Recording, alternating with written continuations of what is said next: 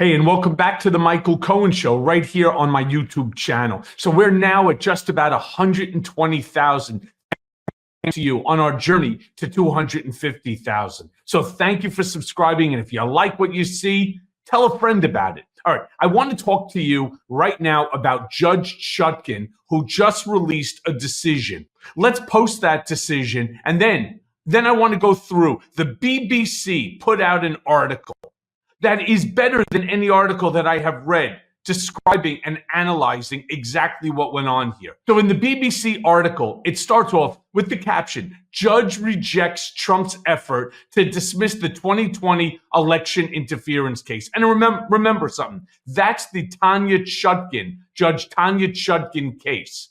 And it starts off, the BBC article starts off, that the judge overseeing Trump's 2020 election interference case dismissed Trump's effort to have it thrown out. Of course, that's what he does. It's always about delay.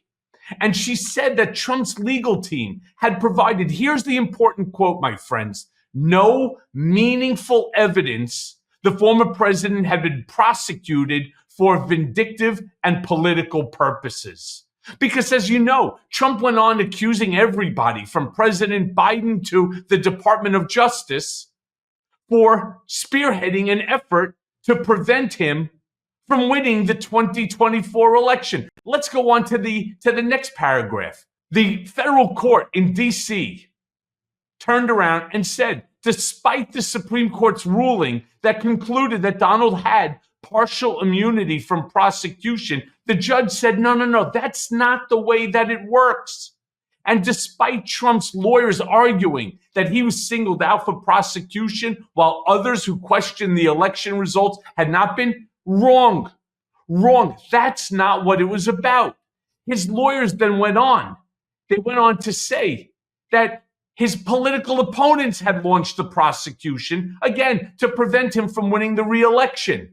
Now, both of these arguments were rejected by Judge Chutkan, who ruled that Trump was not charged merely for challenging the results, but because he had made, and here's again the quote, knowingly making false statements in furtherance of criminal conspiracies and for obstruction of election certification proceedings.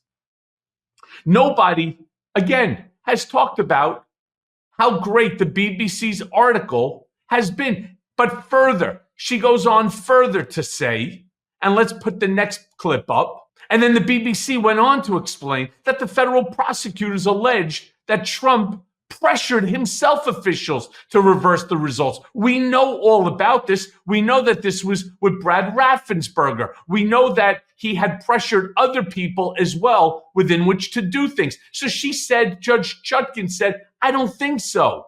All right. And she has now scheduled a new hearing on August 16th, literally right around the block, to discuss next steps in the case.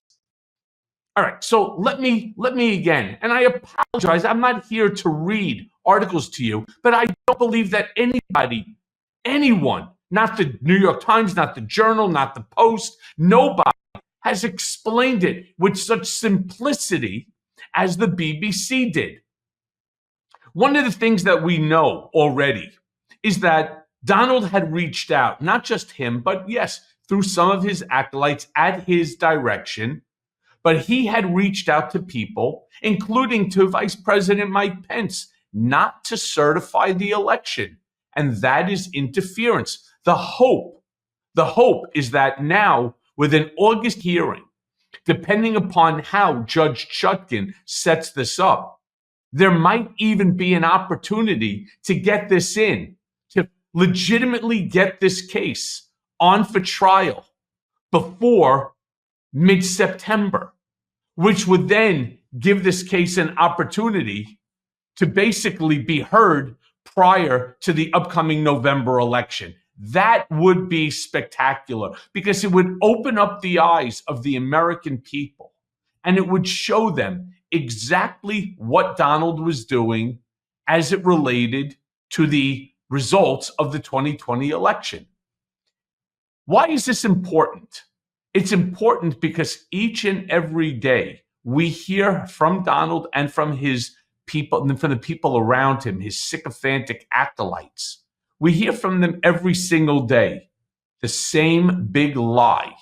The same lie that he told in 2020, the same lie that he's going to tell again all the way through the 2024 election, and the same lie that he's going to tell the American people when he loses in 2024, that the entire election has been rigged, that it was rigged against him so that he could not win the election.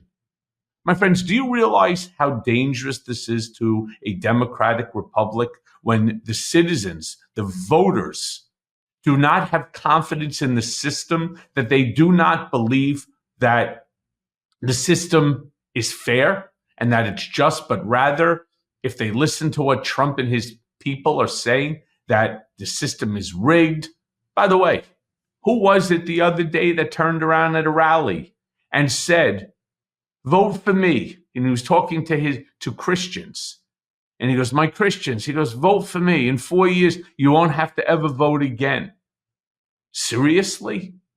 Do we not understand that everything that comes out of Donald Trump's mouth is an attack on our democratic norms?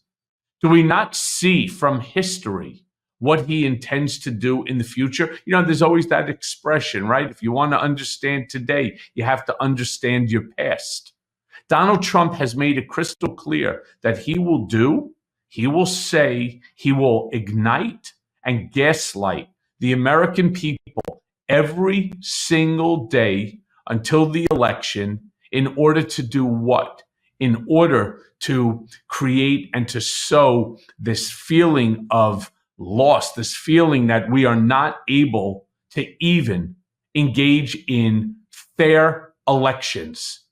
And that's wrong. And that's dangerous. But that's just the tip of the iceberg from all of the things that Donald Trump has said that undermines our democratic norms. He said that when he wins, he wants to rewrite the Constitution. He wants to destroy our tripartite system of government. He wants to confer all power from the three branches to just the executive branch, meaning he wants to do away with the legislative branch and the judiciary and confer all power to the executive branch, namely himself. What you see in this Tanya Chutkan case, in the election interference case, is a prime example. And again, as written by the BBC in this fantastic, it's a short article, so I strongly recommend everybody read it.